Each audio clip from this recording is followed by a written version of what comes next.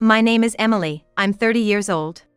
I'm in my 5th year of marriage to my husband Hugo, who is 2 years older than me. We both work and don't have kids yet, but we've been living happily together. However, recently, something about Hugo's behavior has been off. We're both getting busier at work and I guess we're running out of patience, but his words have been increasingly sharp. Hey, have you been slacking off on the housework lately? No, I don't think so. Really? It looks to me like you're cutting corners and slouching around. That's not true. It's a busy time, and it's only natural that some things are left undone. You didn't make excuses like that when we were newlyweds. You used to take care of things much better. I never thought you were the kind of woman to use work as an excuse. And your job's not even that serious, right? There's only so much you can do. I had my own complaints. Hugo has been working late and on weekends lately, hardly ever at home. He leaves earlier in the morning than I do and comes back late at night. Naturally, the time we spend talking or eating together has decreased. I know he's busy, but isn't this overworking? Maybe that's why he's always on edge and takes out his frustrations on me over small things. Now, whenever we see each other, we end up fighting over trivial matters. I was genuinely worried about him. Hey, aren't you overworking yourself? Maybe you should take a break. What? What are you talking about? I don't need to be lectured about my job by you. Just leave me alone. Hugo yelled and quickly retreated to his room. His way of abruptly ending the conversation, as if he didn't want to talk about his work, struck me. And the sweet scent of perfume I smelled from Hugo's suit as he walked away was on my mind. It was a fragrance not suited to his taste, as if asserting the presence of another woman close to him. To doubt my husband like this. But it might just be my imagination. Once work calms down, we should be able to talk it out. I clung to that faint hope. But the discord between us kept growing deeper day by day. Then, one day, as I was crossing the street after work, I was hit by a car that ran a red light and was sent flying. My memory is fuzzy, but apparently, a passerby called an ambulance, and I was quickly taken to the hospital.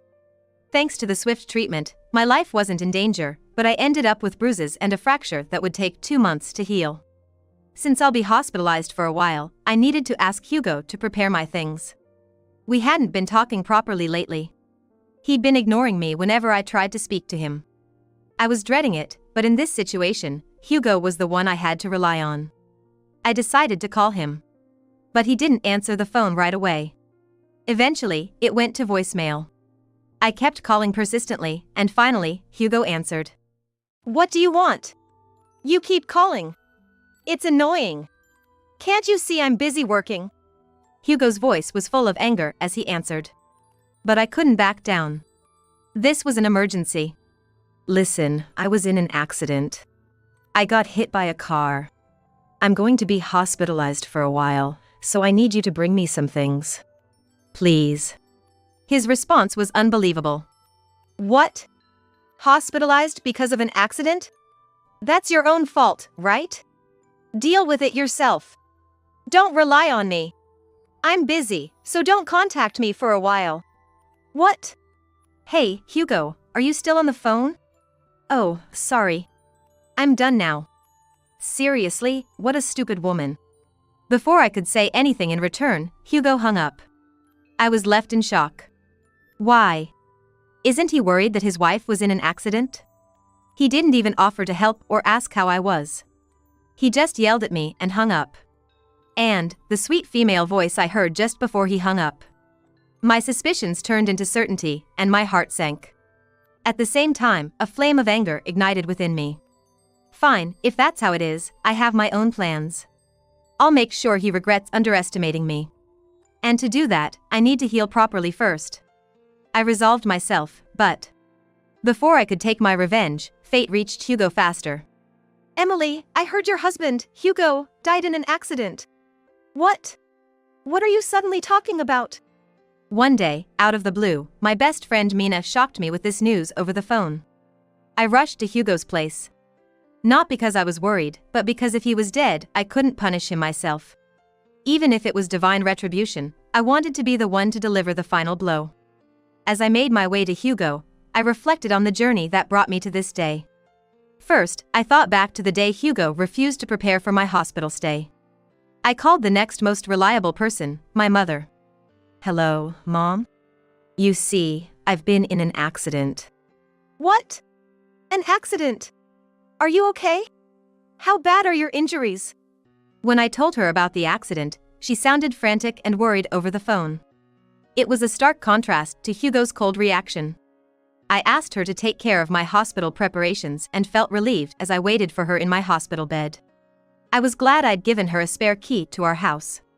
It's useful to have someone to rely on in times like this. If only Hugo had listened to my request, this wouldn't have been necessary. I'm getting irritated again. As I tried to suppress my anger on the bed, time flew by.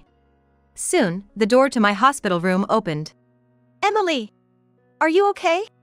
You scared me! Hey, Mom. She arrived just in time for visiting hours, out of breath and holding my things. I brought everything you said you needed on the phone. I'll leave it here. Thank you, Mom. You're my lifesaver. It's okay. I live nearby, so it's no trouble. Saying that, she looked at me lying on the bed with a pained expression. Emily, is what you said on the phone true? That you asked Hugo for help, but he refused? Yeah. Hugo still hasn't come back, right? Is he busy with work? Probably. But I think it's more than that. What do you mean?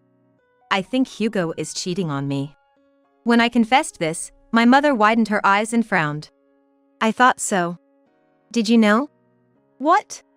Mom, do you know something? She seemed hesitant, unsure if she should speak. Honestly, I was scared. Even though I was sure of his betrayal, facing it again was daunting. But I couldn't look away. A flame of anger was burning inside me. I was ready to confront Hugo and our relationship.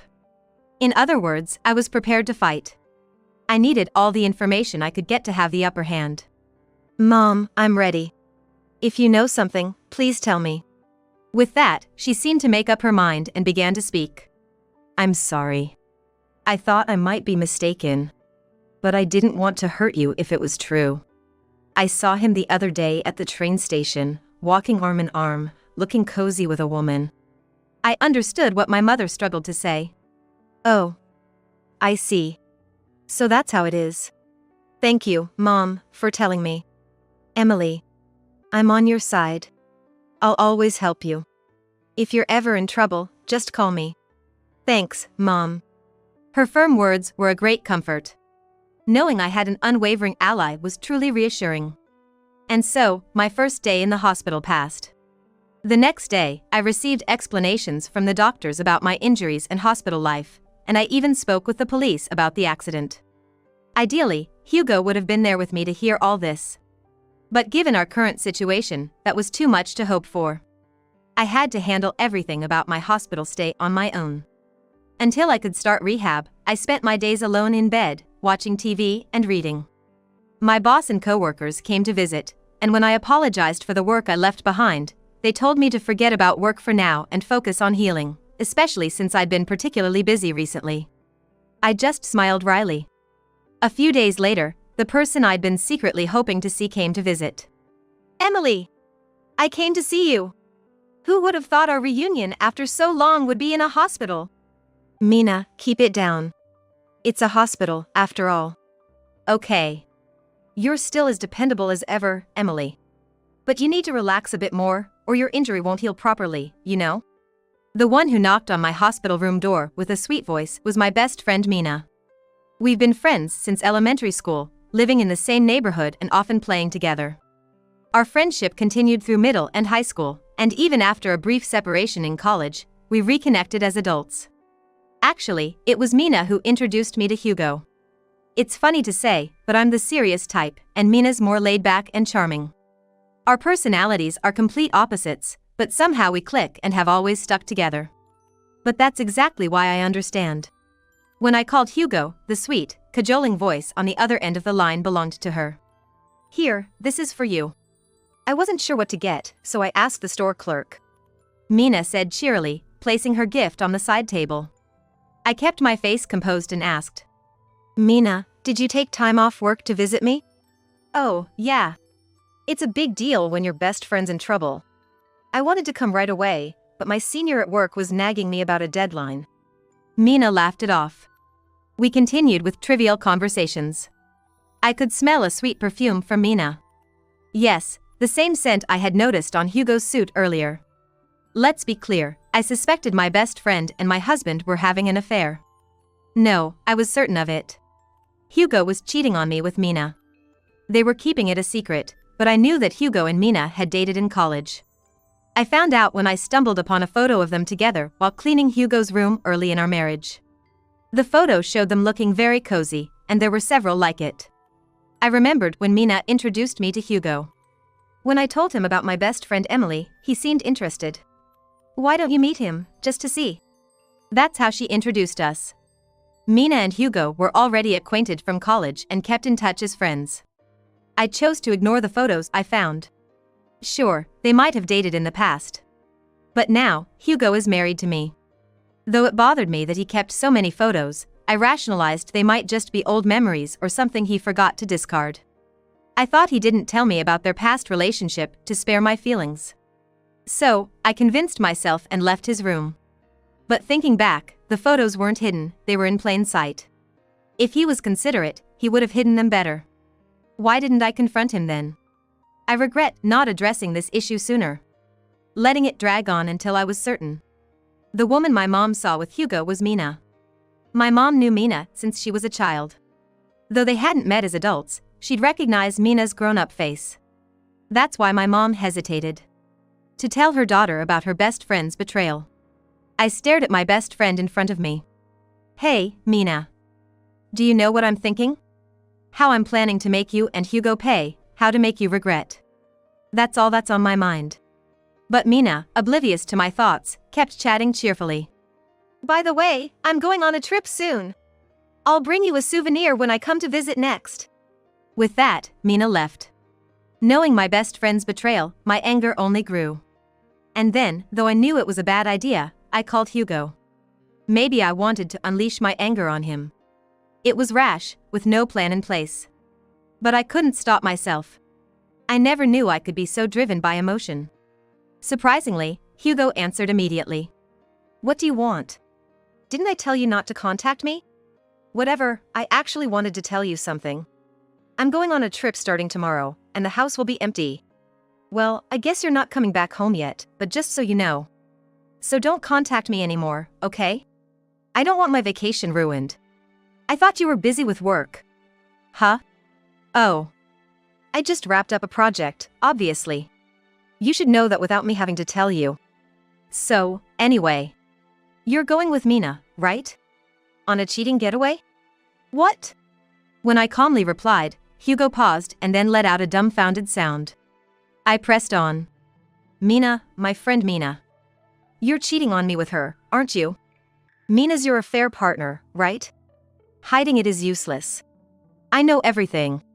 At my words, Hugo gasped and then let out a loud, resigned laugh. If I'm caught, then so be it. Yes, I'm cheating on you with Mina. She's much better than you, a stiff and charmless woman.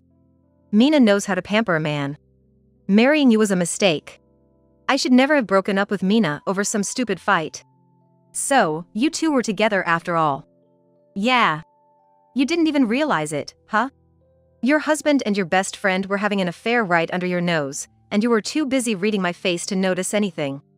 Seriously, you're a joke. How clueless can you be? Hugo laughed mockingly. What an irritating laugh. I just listened, without saying anything back, to Hugo's scornful laughter. Well, don't worry. Once I'm back from the trip, I'll properly divorce you. I want to be with Mina now. Prepare the divorce papers and wait, okay? Oh, but you can't do that while you're in the hospital. With a vulgar laugh, Hugo unilaterally ended the call. I checked my phone. Our conversation had been recorded. Surely, this would be useful material for turning the situation in my favor. I sighed in relief. This would surely let Mina know that I was aware of everything. The real challenge would begin when they returned from their trip. But destiny arrived sooner than I expected. A few days after Hugo and Mina left for their trip, I got a call from Mina. Had she already returned from the trip? And to call me. With suspicion, I answered the phone, only to be shocked by what I heard. Hey, Emily!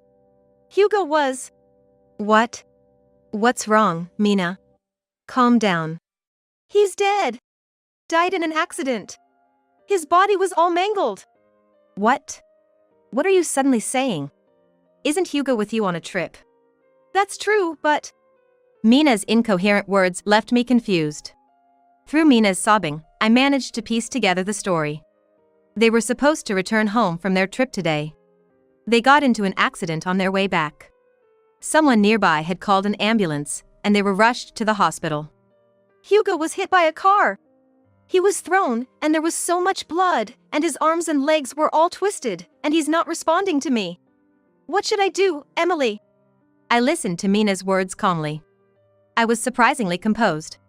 Probably because I no longer had feelings for my husband or best friend. I even thought it might be divine retribution.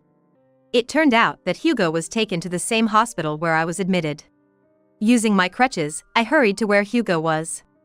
I couldn't let him die just like that. I had to confront him myself. I explained the situation to a nearby nurse, who hastily contacted someone and accompanied me to the surgery room. Hugo was still alive. He was seriously injured and still in surgery, but he was alive.